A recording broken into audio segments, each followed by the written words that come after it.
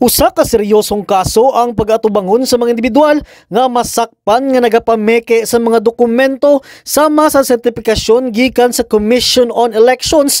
Sumala ni Attorney Jong Gonzales, Department Head sa Public Safety Office sa Dakbayan sa Jensan. Matud ni Attorney Gonzales, nakadawat sila og impormasyon gikan sa COMELEC nga adunay nadakpan nga individual nga naggamit og peke nga sertifikasyon nga gigikanan kuno sa ilang buhatan.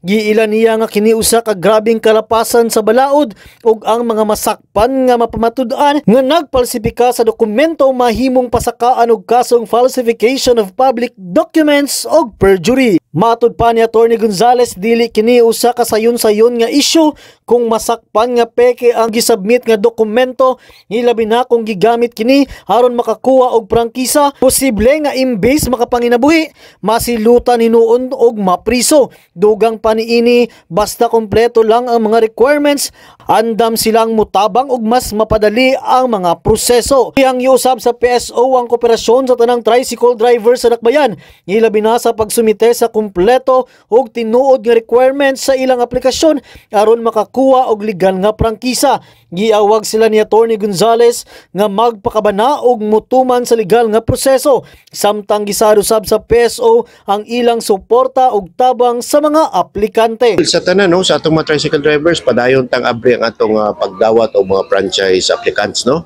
Apply ta, pero siguro doon nato kompleto atong requirements, no?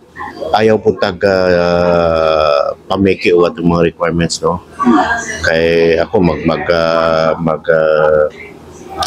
warning na ko ang COMELEC, nagtitawag sa ko atong 2 days ago na ipeke nga certification sa COMELEC. Iningalakang kabahin sa padayon nga kampanya sa lokal nga kagamhanan batok sa korupsyon ug pagpasiugda sa tinuod ug limpyo nga serbisyo publiko. Mao kanang report gikan sa patrol kini si Bombo Marcabanos para sa the #1 and most trusted radio network in the country, Bombo Radio Philippines. Basta radyo, Bombo!